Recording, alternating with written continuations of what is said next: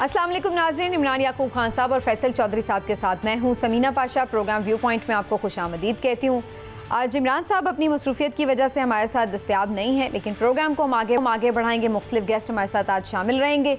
आज के मौज़ूआत की अगर बात करें तो सबसे पहले तो पाकिस्तान तहरीक-ए-इंसाफ के हिकमत अमली एहतजाज के हवाले से बात करेंगे। ये ईद से कबल हमारा आखिरी प्रोग्राम है और ईद के बाद काफ़ी कुछ पाइपलाइन में तैयार नज़र आ रहा है। हर कोई ये आजकल ख़बरें दे रहा है कि लावा पक रहा है, लावा फटने वाला है, ईद के बाद कुछ थरथल्ली मचने वाली है। तो आखिर ये सारी चीज़ें किस चीज़ की तरफ इंडिकेट कर रही हैं, इसके ऊपर बात करेंगे। इसके साथ साथ जनाब बात करेंगे पीटीआई कुछ दाखिली इंतशार का भी शिकार है। बार बार हम देख रहे हैं बयानात एक दूसरे के खिलाफ दाग रहे हैं मुख्तलिफ लीडरान। शेर अफजल मरवत साहब ने तो अब एक डिक्लेयर किया है वीडियो में कि अब वो मज़ीद कोई बयानबाजी नहीं करेंगे किसी के खिलाफ भी पीटीआई के अंदर। लेकिन दूसरी तरफ अली जैदी साहब भी बहुत कुछ कह रहे हैं और भी बहुत सारे लोग जिसका जो दिल चाहता है ऐसा लग रहा है कि वो अपने शिकवे शिकायत खुलेआम कर रहा है। तो क्या वजह है कि पार्टी डिसिप्लिन को फॉलो नहीं कर रही? क्या जो मौजूद क़यादत है, इस वक्त दस्तयाब क़यादत है, उसके ऊपर किसी का एतमाद नहीं है, या वो ख़ुद इतनी कमज़ोर है कि किसी को कंट्रोल नहीं कर सकती? और ये सब अगर चलता रहेगा तो पार्टी के कॉज को कितना नुकसान पहुँचेगा, वो पार्टी जो कि ऑलरेडी काफ़ी मुश्किलात का शिकार है। इसके हवाले से गुफ्तगू रहेगी और साथ ही साथ बात करेंगे कि जजेस का जो मामला है धमकियाँ में इस ख़त का, और फिर एक जो इस वक्त नज़र आ रहा है क्राइसिस जुडिशरी का, ये आगे कैसे बढ़ेगा। खान साहब की केसेस के हवाले से कब तक फैसले आने की तवक्को है, इसके ऊपर भी बात करेंगे। और फिर प्रोग्राम के आखिरी हिस्से में मईशत के चैलेंजेस के हवाले से भी गुफ्तगू करेंगे। ख़ास तौर पर फोकस करेंगे महंगाई को। थ्रू आउट हमने रमज़ान में देखा कि महंगाई हमेशा ही ज़्यादा रहती है, इस दफ़ा भी ज़्यादा थी, और उसके साथ साथ आगे भी कोई फ़िल वक्त कमी का इम्कान नज़र नहीं आ रहा। और जो मुख्तलिफ इस वक्त रिपोर्ट्स आ रही हैं इदारों की, चाहे वो वर्ल्ड बैंक की हो या दीगर जो मीडिया रिपोर्ट्स हों, उसके मुताबिक बज़ाहिर ये नज़र आ रहा है कि महंगाई की शरह ना सिर्फ ये कि बढ़ रही है बल्कि आम आदमी की कुव्वत ख़रीद बिल्कुल सिफर होकर रह गई है। तो इस सारी सूरत हाल के हवाले से भी गुफ्तगू करेंगे आज के प्रोग्राम में। आप सबको खुशामदीद कहती हूँ। खास तौर पर मैं खुशामदीद कहती हूँ पाकिस्तान तहरीक-ए-इंसाफ के सीनियर रहनुमा नदीम कुरैशी साहब हमारे साथ मौजूद हैं। मेंबर हैं आप पंजाब असम्बली के भी, और आजकल ज़ाहिर है पंजाब असम्बली की भी बहुत ज़्यादा ख़बरें आती जाती रहती हैं हमारे सामने कि यहाँ पर क्या मामलात चल रहे हैं। तो इनके हवाले से, पंजाब के सूबे के हवाले से भी, और फिर उसके साथ साथ ओवरऑल पीटीआई की जो इस वक्त चैलेंजेस हैं उसके हवाले से भी इनसे गुफ्तगू रहेगी। नदीम कुरैशी साहब, आपका बहुत बहुत शुक्रिया सर तशरीफ़ आवरी के लिए, आज प्रोग्राम के लिए आपने वक्त निकाला। और फैसल चौधरी साहब भी हमारे साथ ही मौजूद हैं। बात का आगाज़ ज़रा मैं मुझे इजाज़त दीजिएगा कुरैशी साहब चौधरी साहब से करना चाहूँगी। चौधरी साहब, आज सबसे पहले यहीं से बात का आगाज़ करते हैं। बहुत ज़्यादा इंतशार देखने में आ रहा है, बयानात में तज़ादात और एक दूसरे के ख़िलाफ़ बयानबाजी, कोई राज़ी नहीं है। शहरियार आफरीदी साहब भी ललकार रहे हैं, शेर अफजल मरवत साहब भी बड़े गुस्से में थे। अब थोड़ा सा उन्होंने अलबत्ता ये कहा है कि वो मज़ीद कोई बयानबाजी नहीं करेंगे किसी के ख़िलाफ़ भी। इसकी क्या आपको बुनियादी वजह नज़र आ रही है? इतने क्या पार्टी में बहुत ज़्यादा ग्रुप्स बन गए हैं, या फिर कुछ और इश्यूज़ हैं? वाकई कोई ऐसे लोग हैं पार्टी में शामिल हो गए हैं जो कि बेसिकली पार्टी को ख़राब कर रहे हैं, उसमें तकसीम करना चाहते हैं उसको? समीना, जब भी हवा खला छोड़ता होती है तो जब खला पैदा होता है तो हवा उसकी जगह लेने की कोशिश करती है। तो इस वक्त पीटीआई का जो सबसे ज़्यादा जो एक डिलेमा है या अलमिया है जो है वो बिहाइंड द बार्स है। वो इमरान खान साहब हों, परवेज़ इलाही साहब हों, या अपना शाह महमूद कुरैशी साहब हों, तो वो बिहाइंड द बार्स हैं। और ये तो उस वक़्त के लीडर्स थे ज़्यादा, वो या तो वो सियासत को खैराबाद कर चुके हैं या वो जेलों के अंदर हैं। अब ऐसी सूरत हाल में जो नए आने वाले लोग हैं वो एक जगह की तलाश अपने आप को इस्टेब्लिश करने के लिए मेरे ख़्याल में इस एक तगो-दो में वो लगे हुए हैं, जिसकी वजह से आपको एक नज़्म व ज़ब्त की कमी भी नज़र आती है, और जिसकी वजह से आपको ये एक लोगों में जो चंद लोग हैं उनमें बेचैनी नज़र आए। देखिए, मेजॉरिटी ऑफ पाकिस्तान तहरीक-ए-इंसाफ की वो बड़े काम एंड क्वाइट हैं। मतलब आपको पंजाब में भी मैंने देखा है कि ज़्यादा शोर होगा नहीं है वहाँ पे बिल्कुल भी। शेर अफजल मरवत साहब सियासी शख्सियत नहीं है, वो वकील हैं, और वो फ़ौजदारी के वकील हैं, और फ़ौजदारी का वकील दबंग होता है, और लिहाजा वो सियासी बारीकियों को नहीं समझते। अभी वो आए हैं, ज़ाहिर एलिवेट हो गए हैं, आते वो MNA भी हो गए हैं, तो अभी वो सियासत की पुरखार वादी में चलेंगे तो वो सीखेंगे कि सियासत जो है वो हर वक्त जो है वो ब्रावाडो का नाम नहीं होता, यानी लड़ाई के लिए तैयार रहने का नाम नहीं होता। सियासत जो है वो बहुत सख्त बात बहुत नरम अंदाज में कहने का बड़ा कुछ बर्दाश्त भी करना पड़ता है, तहम्मुल का भी मुजाहरा करना पड़ता है। शहरयार अफरीदी का ये है कि शहरयार ने क्योंकि बहुत ज़्यादा कुर्बानी दी है, लिहाजा वो समझते हैं कि वो सेंसिटिव भी डेफिनेटली होंगे, क्योंकि उनके बच्चियाँ भी हैं, ख़ानदान की मामलात हैं। अब ये जो चीज़ें हैं ये पीटीआई के बहुत ज़्यादा जो वर्कर्स हैं उनके साथ भी ये अलमिया हुआ है। मसलन जो ख़वातीन अंदर हैं उनके साथ भी तो ये अलमिया है कि उनके छोटे छोटे बच्चे और माएँ बच्चों से दूर रखना। मैं समझता हूँ कि हुकूमत को अब जो वफाकी हुकूमत है और पंजाब हुकूमत है, इनको अब औरतों से और बच्चों से लड़ाई तर्क कर देनी चाहिए। और कल भी अब जो उनके बहुत वोकल सपोर्टर थे, यानी सलीम साफ़ी साहब ने भी कहना शुरू कर दिया है कि अभी 9 मई को आप किसी तरफ इसका हल निकालें। पीटीआई को एक और बात जो इनकी लीडरशिप है वो समझ नहीं पा रही, जो मुझे नज़र ये आ रहा है कि नवाज शरीफ जो हैं, देखें मुस्लिम लीग नवाज की जो प्रो नून एक उनका केडर है वो एंटी इस्टेब्लिशमेंट बातें करना शुरू हो गया है जी। यानी अच्छा, ये आपने बड़ी दिलचस्प नुकता उठाया है, इस पे मैं आती हूँ चौधरी साहब, लेकिन चूंकि अभी थोड़ा सा आपने पीटीआई का बड़ा अच्छा सा अहाता किया है, मुख्तलिफ जो उनको चैलेंजेस दरपेश हैं, मैं कुरैशी साहब का भी इस पे पॉइंट ऑफ व्यू लेना चाह रही हूँ। कुरैशी साहब, यकीनी तौर पर मुश्किलात बहुत बर्दाश्त की हैं आपके मुख्तलिफ लोगों ने, इसमें कोई शक नहीं है। और अब ये भी हम देख रहे हैं कि शेर अफजल मरवत साहब की भी बात हो रही थी, उन्होंने भी ये कहा कि पंजाब में तो फॉरवर्ड ब्लॉक बन चुका है शायद, या 40 के करीब मेंबरान राब्ते में। और आप ही को फिर मैंने एक चैनल पे सुना, आपने इस चीज़ को डिनाई भी किया, और बाद में हमने जो सेनेट के इंतखाब में वोट की तादाद देखी उससे अंदाज़ा भी ये होता है कि ऐसा सच कोई ग्रुपिंग नहीं है। तो ये इस तरह की खबर क्यों वैसे सामने आई? कि आपको शक है कि कुछ लोगों के राब्ते थे लेकिन बाद में उन्होंने वोट बहरहाल अगेंस्ट जाकर नहीं किया पीटीआई के? बिस्मिल्लाह रहमान रहीम, बहुत शुक्रिया। देखिए, मैं गुजारिश करूं, एक भी रुकने असेंबली हमारा पंजाब में ऐसा नहीं था जो पार्टी पॉलिसी से डाइवर्ट करना चाहता हो, पार्टी पॉलिसी से हटकर वोट देना चाहता हो।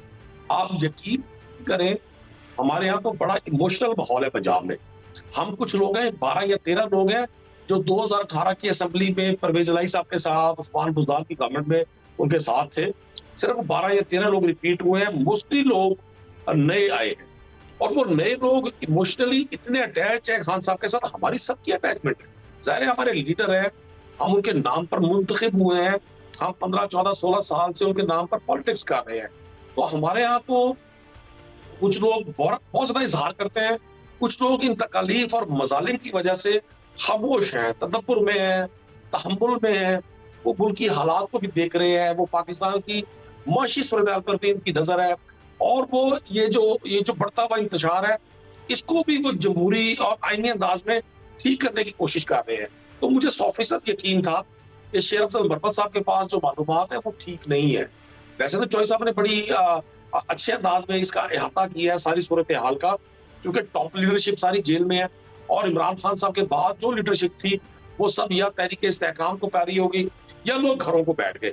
अब ये बिल्कुल नई लीडरशिप है जो यकीनन इस स्ट्रगल के दौर में हमारे साथ रही, लेकिन ये 15-20 साल जो पाकिस्तान तहरीक इंसाफ के बिलखुसूस 2010 के बाद 15 साल गुजरे, उसमें तो ये ना तो मिजाज आशना है एक दूसरे के, और ना ही मैं समझता हूँ कि वो ये तो आपने जो बात कही है कि सब कमिटेड है, ये तो हमें नजर भी आ गया कि चलिए सबने जो वोट कास्ट किए सेनेट में पता चल गया कि सब फिलहाल तक तो साथ हैं। लेकिन अब प्रॉब्लम ये है कि ये बड़ी तनकीद होती है पीटीआई की, ख़ासतौर पे पंजाब के ऊपर, कि उस तरह से एहतजाज नहीं कर पाते, उस तरह से आवाज़ नहीं उठा रहे, उस तरह से लीडर्स सामने आके फ्रंट पर लीड नहीं कर रहे हैं। पंजाब के लीडर्स जो सियासी रहनुमा हैं, मियाँ असलम इकबाल साहब हैं, वो अभी तक ओथ भी उठाने के लिए नहीं आ सके हैं, और जो 1-2 और रहनुमा हैं हमाद असर वगैरह वो रूपोश रहे हैं, अब वो अपीयर हुए हैं, और बाकी जो हैं वो जेलों में हैं। तो जो मेन लीडरशिप थी, या यास्मीन राशिद साहिबा हैं, वो भी ज़ाहिर जेल में है।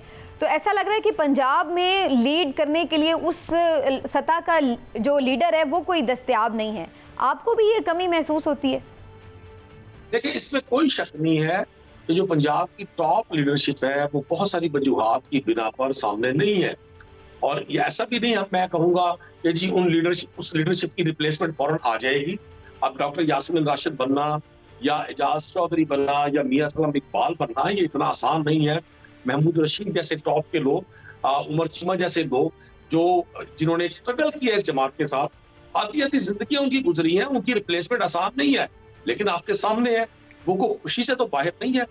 मियां असलम इकबाल साहब के साथ जो रवैया मौजूदा हुकूमत का है, ये वैसा ही रवैया है जो केयरटेकर गवर्नमेंट का था। मतलब मौजूदा गवर्नमेंट भले वोट के जरिए नहीं आई, हम हर जगह कहेंगे, और मैं समीना साहबा हर जगह ये बात मैं कहता हूँ ये बात कि जो 8 फरवरी 2024 का जो इलेक्शन था, ये आने वाले 20-30 साल पाकिस्तान की जमहूरी तारीख में हमेशा डिस्कस होता रहेगा। इसका हर कंपोनेंट, इसकी इंतखाबी कैंपेन से लेकर इसका इलेक्शन डे, और इलेक्शन डे पे सरकार की जानिब से की जाने वाली अरेंजमेंट्स, और इलेक्शन के बाद होने वाले फॉर्म 47 और 45 के किस्से, इंतखाबी नताइज की तब्दीलियां, और लोगों के वोट की बजाय सिर्फ अपनी मनपसंद सरकार को पाकिस्तान पर मुसल्लत करना, ये आने वाला मौरख इस पे कई दहाइयों तक लिखेगा। तो मैं नहीं समझता कि मौजूदा सरकार जो इस वक्त पंजाब में है, मैं इसको सरकार इसलिए कहूंगा, ये सरकार अवामी हमायत से दूर है। मैं ग्रास रूट लेवल का पॉलिटिकल वर्कर हूँ। सियासतदान के साथ और हुकूमत के साथ जो सबसे बड़ी ताकत होती है वो अवाम की होती है। जब अवामी हमायत नहीं होती ना, तो ये सरकार फिर गुब्बारे की तरह होती है। जितनी भी इसमें ज्यादा भरी जाएगी, वो उसका अंजाम बार फूटना होता है उस गुब्बारे में। वो ये समझता है कि जी मैं बड़ी ताकत पा रहा हूँ, वो ताकत नहीं पा रहा होता। तो इस सरकार ने हमारे लोगों के साथ, हमारी लीडरशिप के साथ बड़ा ही बदतरीन रवैया रखा, बजाय इसके कि ये जमहूरी लोग थे, निस्बतन जमहूरी लोग थे। मरियम नवाज साहिबा ने तो आके बड़ा वेलकम किया, उन्होंने कहा जी मैं तो ऑपोजिशन के भी वजीर आला हूँ और कोई मसला है आप मेरे पास आए हैं। वो उसके बाद आप लोगों ने उन्हें बताया नहीं कि आप लोगों के साथ क्या कुछ हो रहा है, तो वो तो आपकी भी वजीर आला है, वो कहती हैं। वो नदीम साहब जरा 2 सवाल और ले लीजिएगा काइंडली। मरियम नवाज तो कहने कोई वज़ीर आला हैं, इख्तियारात उनके पास नहीं है, अपना आईजी और चीफ सेक्रेटरी भी नहीं लगा सकी। नदीम कुरैशी साहब 2 बातें ज़रा माज़रत के साथ आपके साथ मैं ये मालूमात की गरज से पूछ रहा हूँ। पहली बात तो ये है कि आपने राना आफ्ताब साहब की जगह अहमद खान भच्चर साहब को अपोजिशन लीडर बनाया है। तो राना आफ्ताब अहमद खान जो हैं वो बड़े सीजन पॉलिटिशियन हैं, हम सेंट्रल पंजाब में जानते हैं उनको रिप्लेस करने की वजह क्या बनी? मरियम नवाज़ के इलेक्शन की बाइकआउट करने का फैसला किसका था? और तीसरी बात, अभी जो सेनेट के इलेक्शन हुए हैं, जिनमें इलेक्शन हुए हैं, उसमें तारिक खलील सिंधु साहब ने ज़्यादा वोट लिए हैं, उन्होंने 6 और 8 वोट ज़्यादा लिए हैं। और क्योंकि पंजाब डिस्कस नहीं होता मेन स्ट्रीम लेवल मीडिया पे, तो ये 6 और 8 बंदे जो हैं ये कहाँ से आए हैं? तो क्या आप अपना ज़रा कोई खुद एहतसाब भी पीटीआई पंजाब कर रही है कि नहीं कर रही? इन मामलात के ऊपर भी किसी की नज़र है कि नहीं है? देखिए साहब, मैं आपकी बात से मैंने अर्ज करूंगा, वो जो निशानदेही समीना साहबा ने की ना जी, टॉप लीडरशिप का ना होना भी इन बहुत सारे मसाइल की वजह है। जहां तक आपने राना आफ्ताब साहब की बात की है, राना आफ्ताब साहब एक बड़ा सीजन्ड नाम है पाकिस्तान की और पंजाब की पॉलिटिक्स का, और वो एसेट है हमारे लिए, पाकिस्तान तहरीक इंसाफ के लिए। लेकिन मलिक अहमद खान भच्चर इसलिए सीनियर है कि वो पिछली ये 3rd टर्म है उनकी पाकिस्तान तहरीक इंसाफ के साथ, मियां वाली से मुंतखब होते हैं, और अभी भी उन्होंने बड़ी तकालीफ बर्दाश्त की इस 10-11 माह में, और वो पंजाब के उन चंद लोगों में शामिल है जिन्होंने 1 लाख से ज्यादा वोट लिया, और उनके अपोनेंट ने 10-12 हज़ार वोट लिए। अहमद खान भच्चर साहब पर हमारी सारी पार्लिमानी पार्टी मुत्तफिक थी कि चूंकि उनकी स्टैंडिंग तहरीक इंसाफ के साथ ज्यादा है, वो 2013 में, 18 में और 24 में मुंतखब हुए। और मैं चौधरी साहब अपनी जमात के उस थिंक टैंक से हूँ, मैं इस बात का कायल हूँ, और मैं ये आवाज भी उठाता हूँ हमेशा कि वो जमातें वही अच्छे फैसले होते हैं जमातों के जब वो अपनी ब्रीड में से लोगों को टॉप पर लेकर जाते हैं, उनको प्रमोट करते हैं। बहुत सारे लोगों ने पाकिस्तान तहरीक इंसाफ को ज्वाइन किया पिछले 4-5 साल में, वो भी बड़े काबिल एहतराम है। लेकिन बुनियादी तौर पे जो लोग स्ट्रगलिंग फेज में पार्टियों के साथ होते हैं, अगर उनको जिम्मेदारियां दी जाए तो वो ज्यादा पजीराई पाती है। राना आफ्ताब साहब का रोल बड़ा अहम है और वो हमारे साथ चलेंगे। दूसरी आपने बात फरमाई कि जी हमारे जो वोट थे तारिक खलील सिंधु साहब के, वो ज्यादा क्यों हुए? देखिए ये बहुत ही अफसोसनाक बात है। मुझे एक बात कहने में कोई आर नहीं है। मुझे ना ही कोई एक्टिंग करनी है पीएमएलएन के लोगों की तरह, पीडीएम प्लस सरकार की तरह। मैं सच्ची बात करूंगा, हमारे स्पीकर के इंतखाबात में भी 2-3 वोट इधर उधर हुए, तो वहां हमें फील ये हुआ कि चूंकि मलिक अहमद खान जो स्पीकर है वो ज़ाहिर लॉयर है, आपके एडवोकेट कबीले से है, तो मुमकिन है चंद लोगों ने अपने जाती ताल्लुक पर वोट उन्हें दिया हो, लेकिन हमने इस पर बड़ी बासपुरस की अपने दोस्तों से और हमारी पार्लियामानी पार्टी पर इस पर बड़ी बहस हुई। ऐसा नहीं है कि टॉप लीडरशिप ना होने के बावजूद हमारे पास लीडरशिप नहीं है, हमारे पास बड़े शानदार लोग मौजूद हैं जो पाकिस्तान तहरीक इंसाफ का फेस भी है, माहौल को भी जज कर रहे हैं। और इस सारे पंजाब का ये बताए सर, ठीक है वो तो हम तब मानेंगे जब ये सब हमें दिखेगा भी कि अभी तक तो हमने देखा है मरियम नवाज साहबा को कोई खास टफ टाइम भी नहीं मिला, और उसके बाद अभी उनके बड़े कंट्रोवर्शियल स्टेटमेंट्स भी आए, जो उनकी अभी तक की परफॉर्मेंस है उस पर मीडिया तो ज़रूर तनकीद भी कर रहा है, बात भी कर रहा है, लेकिन पंजाब की अपोजिशन की तरफ से उस तरह की आवाज़ नहीं है। लेकिन अब ये जो ग्रैंड एक अलायंस बन रहा है और बात की जा रही है कि ईद के बाद कोई बड़ा एहतजाज किया जाएगा, तो पंजाब में आप लोगों की क्या तैयारी है? आप लोग भी निकलने के लिए तैयार हैं, या फिर अभी तक हमें ये नज़र आ रहा है कि जो थोड़ा पीछे पीछे रह रहा है पंजाब, तो इसी तरह की सूरत हाल रहेगी? देखिए, मैं समीना साहब एक गुजारिश आपको कर दूं, पंजाब असेंबली में हमने कानूनी, आईनी और असेंबली के रूल्स एंड प्रोसीजर के मुताबिक भरपूर रोल प्ले किया है। अभी जो उन्होंने जितनी बजट दी है, हमने जितनी कट मोशंस दी है, किसी एक कट मोशन का, किसी एक तहरीक का जवाब हमारी गवर्नमेंट साइड से नहीं आया। उन्होंने बिल्डोज किया, आपने देखा होगा, चूंकि उनके पास अददी अक्सरियत ज्यादा है, हमारे पास अददी अक्सरियत कम है, तो अल्टीमेटली स्पीकर और डिप्टी स्पीकर उनका होता है जो इजलास को चेयर करते हैं। हमारी साइड से जितनी तजावीज दी गई, जितनी इस बजट पे तनकीद की गई और जितना प्रूव करने की कोशिश की गई, क्या मोहसिन नकवी के दौर के उस बजट को, वो जो अरबों रुपए के अखराजात किए गए उस केयर टेकर गवर्नमेंट ने, जिसको आईनी तौर पर ना कोई कवर था ना उसकी गुंजाइश थी कानून और आइन में, आप इस असेंबली से कैसे पास करवा सकते हैं? आप यकीन करें, ना चीफ मिनिस्टर साहब मौजूद थी, उसकी अक्सरियत गैर हाजिर थी असेंबली से, सिर्फ वजीर फिनांस मौजूद थे मुस्तफा शाहजहां रहमान, और उनके पास कोई आंसर नहीं था।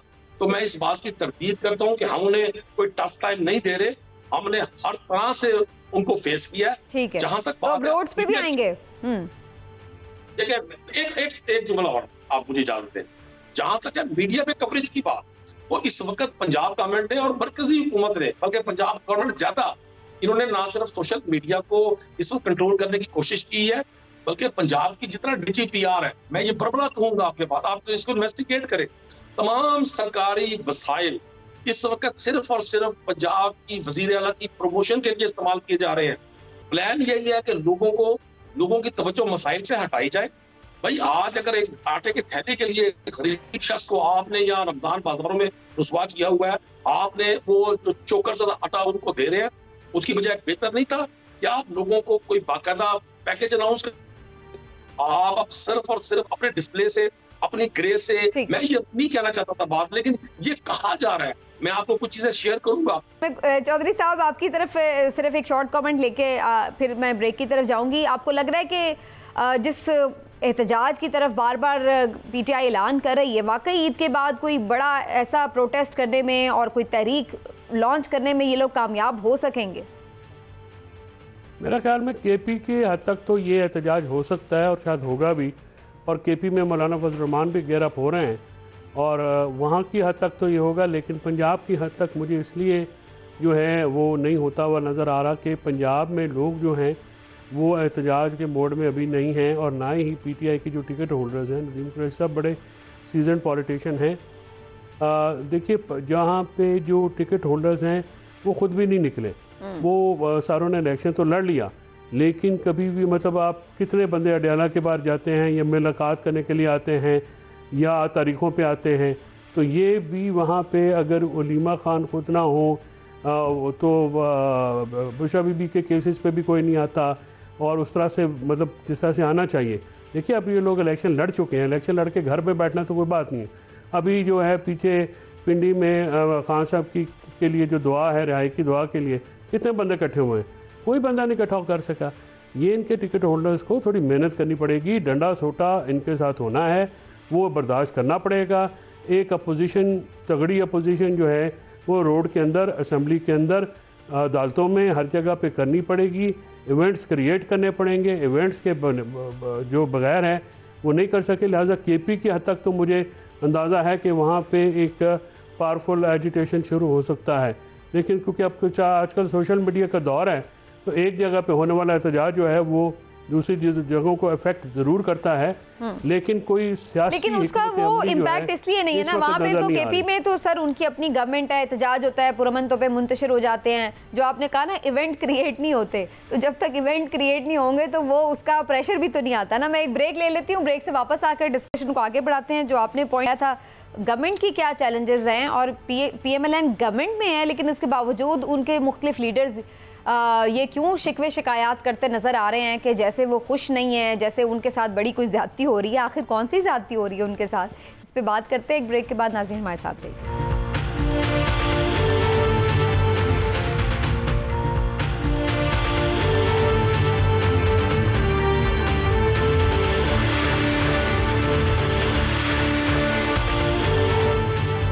वेलकम बैक नाज़रीन। थोड़ी इस पे भी बात करनी बड़ी ज़रूरी है। ये बताइएगा चौधरी साहब, आपको क्या नज़र आ रहा है, ये जो PMLN का एक पहले तो ये ओवर कॉन्फिडेंट थे, हमारी गल हो गई है, अब ये कॉन्फिडेंस में नज़र नहीं आ रहे जबकि ये हुकूमत में आ चुके हैं। और जावेद लतीफ़ को सुने, राना सनाउल्लाह साहब को सुने, कल तो इवन सेनेटर अफनानुल्लाह जो हैं वो भी बिल्कुल एक डिफरेंट बात करते हुए नज़र आ रहे थे। PMLN को किस बात का दुख है? PMLN नवाज़ को ये दुख है कि एक तो नवाज शरीफ का जो अपना धड़ा है, ज़ाहिर है पार्टी तो नवाज शरीफ की है, मौजे शहबाज शरीफ कर रहे हैं तो उनको भी जो है वो आउट रखा गया है अपने लीडर की तरह। तो उनको ये शिकायत ज़रूर है कि, और वो ये करते भी आप बरमला नज़र आ रहे हैं, एक एंटी इस्टेब्लिशमेंट जो नैरेटिव है उसकी सक्सेस जो है वो बहुत एविडेंट है। तो वो अब वो साइड लेना शुरू हो गए हैं बड़े एहतियात के साथ और बड़े तरीके के साथ।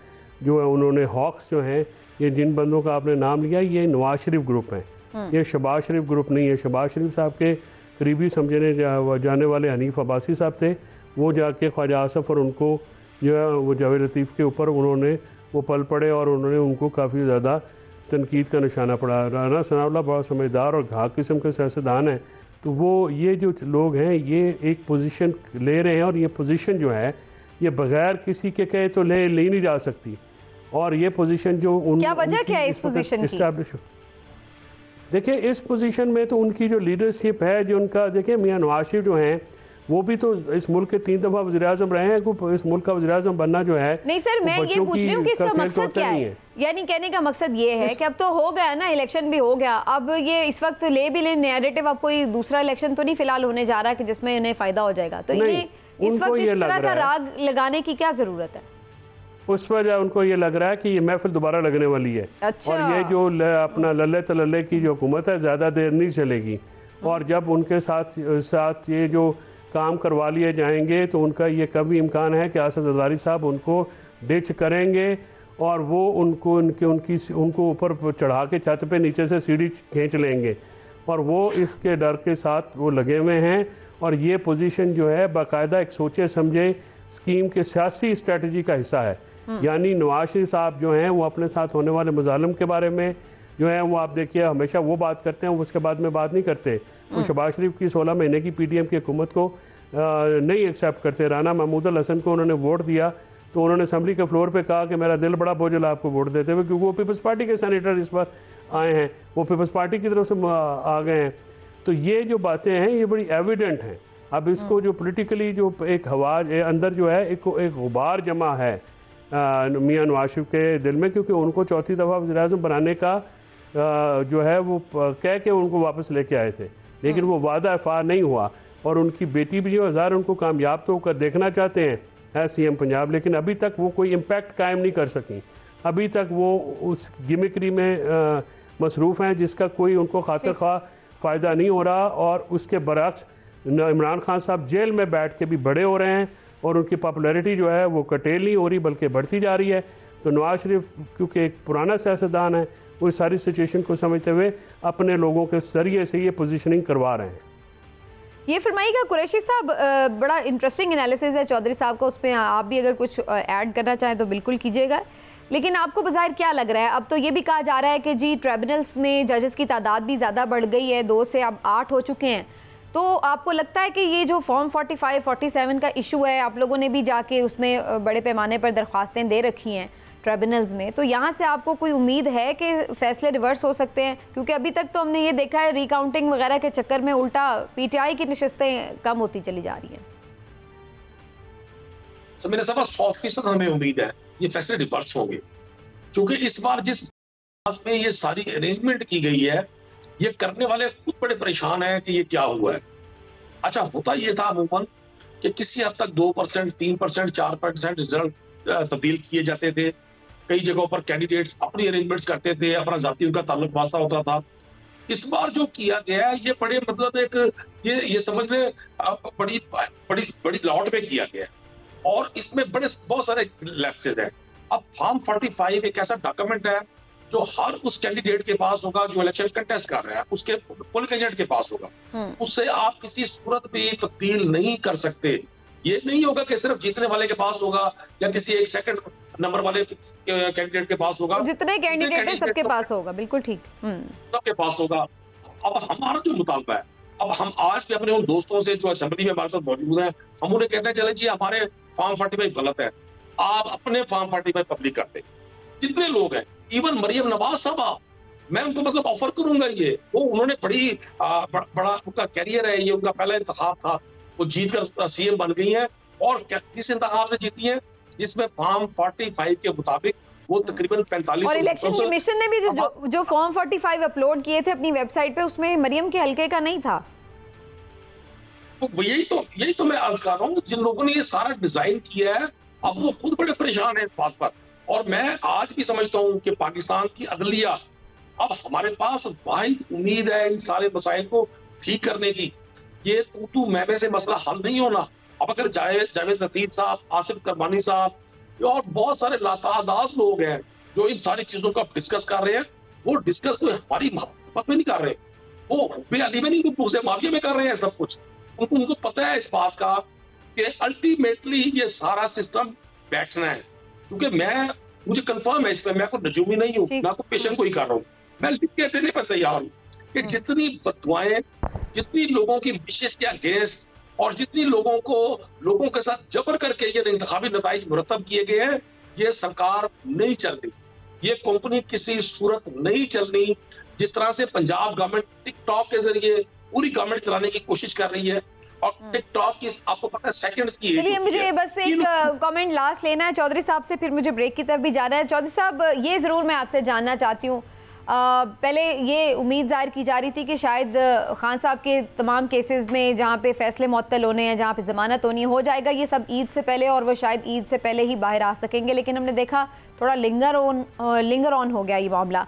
अब आपको क्या नज़र आ रहा है, बड़ी ईद से पहले तो निकल आएंगे, या अभी आपको लगता है कि फ़िलहाल उनके बाहर निकलने का कोई इम्कान नहीं है? और खान साहब के वकील क्यों आके ये बात करते हैं कल निकल आएंगे, परसों निकल आएंगे, जबकि हमें भी नज़र आ रहा होता है कि अभी ये केसेस हैं, किस तरह उनकी रिहाई मुमकिन है? तो ये क्या झूठे उम्मीदें क्यों दिलाते हैं लोगों को? ये नहीं, वकला का तो काम होता है। देखिए, कोई भी कह सकता ना कि अच्छा। वो नहीं निकलेंगे, ये तो नहीं अंदिया देंगे ना कि हम क्या करें। ज़रा हर वकला के ऊपर भी प्रेशर है, सियासी केसेस में जो है प्रेशर बहुत होता है। और साइफर केस में जो है सलमान सफदर ने बहुत अच्छा आर्ग्यू किया है, लंबा ज़्यादा हो गया लेकिन बहुत अच्छा आर्ग्यू किया उन्होंने, क्योंकि जज साहबान भी थोड़ा टाइम दे रहे थे रमज़ान की वजह से। और ये जो केसेस हैं, ये मुझे तो नहीं लगता कि इन केसेस को जो है वो ज़्यादा देर टिक सकेंगे, और आ जाना चाहिए खान साहब को बड़ी ईद से पहले। बिल्कुल वो बाहर आएंगे तो फिर मुल्क की सूरत हाल क्या हो, सियासत में एक हलचल भी आएगी। वो क्या कहते हैं, क्लाइमेक्स में हीरो जो अब है वो दोबारा एंट्री होगी उसकी फिल्म में, तो फिर देखते हैं कि वो खान साहब की जो केसेस का जो मेरिट के ऊपर जो है वो तो नहीं टिक सकते। जब वो मेरिट पे नहीं टिक सकते, तो और हमें शुरू से पता है, लेकिन हम तो ये पूछ रहे हैं कि जो और वजूहात है वो ख़त्म होनी है कि नहीं होनी? देखिए, और वजूहात को ख़त्म करने का डिपेंडेंस है टोटल खान साहब के ऊपर, या इनका पॉलिटिकल स्ट्रेटजी। मैंने कहा इनकार ही समझिए, कल जो उन्होंने गुफ्तगू की है ना सर, फिर तो हम इनकार ही समझे अगर वो खान साहब। देखिए, वो डील शील का चक्कर तो मेरे ख्याल में खान साहब डील करने वाले बंदे नहीं है। देखिए, आप जानते हैं, हम उनको थोड़ा करीब से जानते हैं, खान साहब जो हैं वो कभी भी डील वाले चक्कर में नहीं आएंगे, और ना ही वो इस वक्त पॉलिटिकली अफोर्ड कर सकते हैं। देखिए, उनकी के पॉपुलर वर्सेस पावरफुल की जो गेम है उसमें जो है वो एक कोई स्ट्रेटजी तो बननी पड़ेगी, उनको सूट भी नहीं करता। लेकिन लेट्स सी कि जी उनकी रिहाई कब तक मुमकिन हो पाती है। नदीम साहब, आप हमारे साथ मौजूद रहे आज प्रोग्राम में, आपकी तशरीफ आवरी का बहुत बहुत शुक्रिया। नाज़रीन, एक ब्रेक लेते हैं, ब्रेक से वापस आते हैं तो डिस्कशन करेंगे कुछ बढ़ती महंगाई के हवाले से। क्या कोई आने वाले दिनों में चांस है कि पाकिस्तान में महंगाई की लहर में कमी आ सके, जानने की कोशिश करेंगे। एक ब्रेक के बाद हमारे साथ रहिए।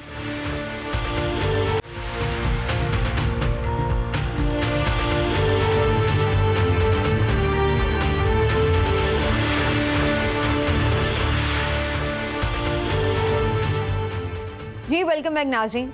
वर्ल्ड बैंक की रिपोर्ट है और उनका कहना है कि पिछले 50 साल की अगर महंगाई देखी जाए वो एक तरफ है, और इस वक्त जो महंगाई की शरह है वो पिछले 50 सालों से ज़्यादा नज़र आ रही है। ये बड़ा अफसोसनाक अमर है कि एक ऐसे हालात में हम देख रहे हैं मुल्क को कि जहाँ पर जो गरीब आदमी है उसकी कुव्वत ख़रीद बिल्कुल जवाब दे गई है। बिजली के बिल हों, खाने पीने की अशिया हों, स्कूल की फ़ीस हो, कोई चीज़ भी ऐसा लग रहा है कि उसके लिए मैनेज करना मुश्किल हो चुका है। और फ़िलहाल अफसोस की बात यह है कि सूरत हाल में कोई बहुत ज़्यादा बेहतरी भी नज़र नहीं आ रही। बड़ी तादाद में लोग बेरोज़गार भी हो रहे हैं और मज़ीद भी ख़दशा यही है कि और इस साल बेरोज़गार होने जा रहे हैं और इसके साथ साथ ख़त गुर्बत से नीचे चले जा रहे हैं। तो ये सब कैसे थमेगा? क्या कोई उम्मीद है कि अब ये हुकूमत कुछ ऐसा मैजिक करे कि जिससे ये सारी चीज़ें बेहतर हो सके? इस पर बात करनी बड़ी ज़रूरी है। डॉक्टर शाहिद हसन सिद्दीकी साहब माहिर माशत हमारे साथ इस वक्त मौजूद हैं, उनसे इस बारे पे बात करते हैं। डॉक्टर साहब, बहुत बहुत शुक्रिया आपके वक्त का। सर, बात का आगाज़ में महंगाई की ही सूरत हाल से करूँगी आपसे। ये तो हमें महसूस ये हो रहा है कि आगे भी इसमें कोई ख़ास खातिर खा कमी नज़र नहीं आ रही महंगाई की, जो इस वक्त भी शरह है, जो लहर है इस वक्त जारी है। तो इसके लिए आप समझते हैं कि कोई ऑप्शन मौजूद है हुकूमत के पास कि वो महंगाई कम कर सकती है, या वाकई ये बेबस है इस वक्त? बहुत शुक्रिया। देखिए, बात यह है कि ये बात बिल्कुल सही है कि इस वक्त पाकिस्तान में महंगाई बहुत ज़्यादा है और ख़ित्ते के मुल्कों के मुकाबले में मैं समझता हूँ तकरीबन 4 से 5 गुना है। लेकिन जो बात बहुत अहम है, जो कोई नहीं कर रहा, वो ये कर रहा था कि बेशक महंगाई यहाँ ज़्यादा है, लेकिन ये जो हमारे 2022-23 और ये 3 महीने 2024 के गुजरे हैं, इसमें पाकिस्तान की मईशत की शरह नमू इंतहाई सुस्त, पाकिस्तान की तारीख़ की सबसे सुस्त। और इस दौरान में मैं रिकॉर्ड पे बता रहा हूँ, जो कोई तरदीद नहीं कर सकता कि ये जो 22, 23 और 24 के 3 महीने हैं, इसमें ताकतवर लोगों ने और बैंकों ने जो बेतहाशा दौलत कमाई है उसकी भी पाकिस्तान की तारीख में कोई मिसाल नहीं है। यानी सिर्फ महंगाई का रोना रोए, मईशत भी तबाह हुई और बैंकों ने और ताकतवर तबकों ने बेइंतहा दौलत कमाई है। ये रिकॉर्ड पर है, इसको कोई डिनाई नहीं कर सकता।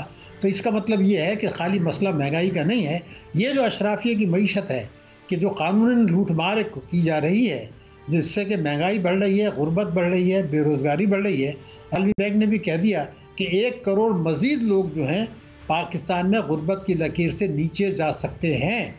उसकी वजह यह है कि अगले जो आने वाले 2 बरस जो हमें नज़र आ रहे हैं, इसमें हमारा ग्रोथ रेट अगर 3% से कम रहता है, जैसे कि आलमी बैंक कह रही है, और ये जो 2 साल गुजरे हैं 2023 और 24, इसमें हमारा ग्रोथ रेट था 0.75% पर एनम, यानी 1% से भी कम, जबकि 1980 से अब तक देखें तो ये तकरीबन 4.7% था।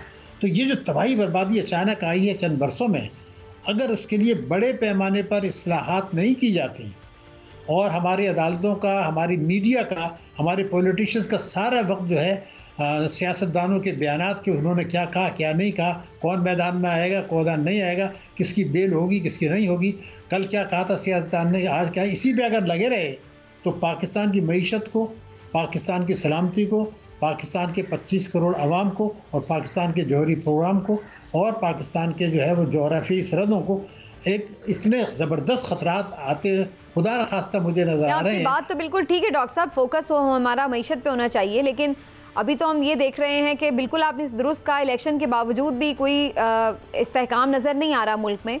लेकिन ये ज़रूर कहा जा रहा है कि जी IMF के पैसे आ जाएंगे तो फिर शायद थोड़ी सी हमें स्टेबिलिटी मिल जाए मईशत को। लेकिन दूसरी तरफ हम ये भी देख रहे हैं कि IMF की तो शराइत ही इतनी ज़्यादा सख्त हैं कि उसके बाद तो लग रहा है कि और बिल भी बढ़ेंगे। पेट्रोल में कह रहे हैं कि वो मज़ीद GST ऐड करके और उसकी प्राइस भी बहुत ज़्यादा हो जाएगी। तो ये सब देखते हुए तो बाज़ाहिर लग रहा है कि हम IMF के पैकेज में जाएंगे तो और ज़्यादा महंगाई आएगी। मोहतरमा, मैं आपसे एक बात कह दूं, अब जो IMF के प्रोग्राम में हम जा रहे हैं ये 24वां प्रोग्राम होगा।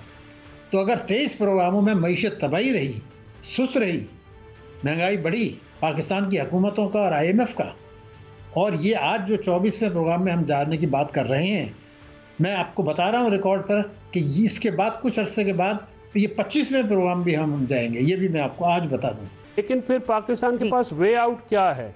और अभी सऊदी अरेबिया में प्राइम मिनिस्टर गए हैं, वो भी कह रहे हैं कि उनको रेकोडेक में जो है कोई 1.1 बिलियन की कोई इन्वेस्टमेंट की जो है वो होप है, तो क्या ये भी मुमकिन हो सकेगा? तो वे आउट भी बता दीजिएगा, और इस इन्वेस्टमेंट के ऊपर आपके क्या कमेंट्स हैं? भाई साहब, आपने बड़े आम नुकात उठा दिए हैं। पहली बात मैं आपको बता दूं कि रेकोडेक में जो सरमायाकारी आई थी वो इसलिए आई थी कि हमारी सुप्रीम कोर्ट ने एक ऐसा फैसला दिया था कि जो उन्होंने उसके जो एग्रीमेंट था उसको कैंसिल कर दिया था और हमें ऊपर 10 अरब डॉलर का जुर्माना हुआ था। उस जुर्माने से बचने के लिए हमने एक मुआहदा किया कि 1 अरब डॉलर का नकद दे दिया और कहा कि अब हमारे साथ आप लंबी मुद्दत का एक मुआहदा कर लें ताकि इस दौरान में आप पैसा कमा लें और आपको वो जो हमारे पर जुर्माना है उससे बच जाएं। तो उन्होंने कहा ठीक है, हम कमा लेंगे आपके पास से। 1 अरब डॉलर हमने नकद दिया है और एक मुआहदा किया है जुर्माने से बचने के लिए। अगर उसी शराइत पर आप वही रेकोडेक में और लाना चाहते हैं तो साफ साफ मतलब है कि अभी तो कोई जुर्माना नहीं है। अब सिर्फ ये है कि चूँकि आपने बेतहाशा मुल्की कर्जे लिए हैं, बेतहाशा बैरूनी कर्जे लिए हैं, और आज हुकूमत को ये पता है, चाहे पब्लिकली कहें या नहीं कहें, कि आलमी बैंक से पैसे मिल जाएँ, IMF से मिल जाएँ, दोस्त ममालिक से मिल जाएँ और चाइना से भी रोल ओवर हो जाए, उसके बावजूद भी हम अपने बैरूनी कर्जे अदा करने की पोजीशन में नहीं होंगे। तो या तो यह कि हम उनकी रीशेड्यूलिंग कराएं और रीप्रोफाइलिंग कराएं, या ऐसी सरमायाकारी लाएं जिसको हम कहते हैं परेशान कुन सरमायाकारी, ताकि उस डिफ़ॉल्ट की सिचुएशन से बच सकें। तो अगर इस सरमायाकारी का मकसद आप ये समझ रहे हैं कि मईशत में बेहतरी होगा, कतई नहीं होगा। पहली बात, गवर्नमेंट टू गवर्नमेंट निजकारी कभी भी जो है वो फ़ायदेमंद नहीं रहती। अगर आप एक बाहर से सरमायाकारी लाते हैं जिससे आपकी इंपोर्ट्स बढ़ती हैं, कम होती हैं, एक्सपोर्ट बढ़ती हैं, तो फ़ायदा है। एक आपने PTCL की निजकारी की थी, क्योंकि आपका सवाल डायरेक्ट है तो मैं डायरेक्ट जवाब दे रहा हूँ कि 2006 में शायद निजकारी हुई थी। अब 18 साल हो गए, उन्होंने हमारे $800 मिलियन अभी तक नहीं दिए, वजह कुछ भी हो, लेकिन उस 800 मिलियन का जो सूद है वही तकरीबन $2.25 अरब हो गया। तो ये तो खसारे के सौदे हैं। तो अगर आप डिफ़ॉल्ट से बचने के लिए एक और सरमायाकारी करना चाह रहे हैं, जो है वो रेकोडेक में हो या कंट्री टू गवर्नमेंट हो या PIO को बेच के पैसा लेना चाह रहे हैं, तो ये तो एक और जो है ना आग से खेलने के मुताबिक है, बजाय इसके कि आपने फिर दूसरा नुक्ता उठाया था कि जनाब वे आउट क्या है। वे आउट सिर्फ एक ही है। अगर कोई दूसरा वे आउट बता रहा है, मेरे हिसाब से माजरत के साथ वो अपने आप को और कौम को धोखा दे रहा है। वो सिर्फ ये है कि हमारी जो SIFC है, जिसने अफवाज पाकिस्तान की नुमाइंदगी है, वो जो हमारे हुकूमत में शामिल लोग हैं उनसे ये कहें कि जनाब आप बता दीजिए कि अगले 3 वर्षों में आपका टैक्स रेवेन्यूज़ कितना होगा, क्या आप उस पर सूद अदा कर सकते हैं, क्या तालीम और सेहत की अदायगी कर सकते हैं, डिफेंस की अदायगी कर सकते हैं, बैरूनी कदा अदा कर सकते हैं, और अगर नहीं कर सकते हैं आपने पैसे लेने, तो क्या आज की तारीख में हम ये नहीं कर सकते कि वफाक और सूबे हर किस्म की आमदनी पर टैक्स लगा दें और वसूल करें, 111(4) इनकम टैक्स ऑर्डिनेंस को मनसूख कर दें और जो हर किस्म के काले धन को सफ़ेद होने से रोकें, पेट्रोलियम लेवी को ख़त्म करें ताकि बरामदात बढ़ें। और अगर ये नहीं करते तो फिर खुदकशी है। बिल्कुल वाज़ेह, अंधे को भी ज़ाहिर ऐसा ही लग रहा है कि इसी तरह की रिफॉर्म्स की हमें लीथल किस्म की रिफॉर्म्स की ज़रूरत है, लेकिन इस वक्त हमें ऐसा नहीं लग रहा कि ये फौरी तौर पर होता हुआ नज़र आए। चैलेंज ज़रूर है, अगर हुकूमत इस तरफ आती है तो यकीनी तौर पर इसके असरात हो सकते हैं, लेकिन क्या हुकूमत इस तरफ आएगी और ये रिफॉर्म्स करेगी? क्योंकि बहुत सारे सेक्टर्स ऐसे हैं जो कि माफियाज़ की तरह कंट्रोल कर रहे हैं इकॉनमी को। मुश्किल है कि उनके में आज तक हमने नहीं देखा कि रिफॉर्म्स हो सकते। डॉक्टर शाहिद हसन सिद्दीकी साहब, बहुत बहुत शुक्रिया सर, आपके वक्त का प्रोग्राम का ख़त्म हो गया। नाज़रीन, इंशाल्लाह फिर आपसे मुलाकात होगी। अपना ख्याल रखिए। अल्लाह हाफ़िज़।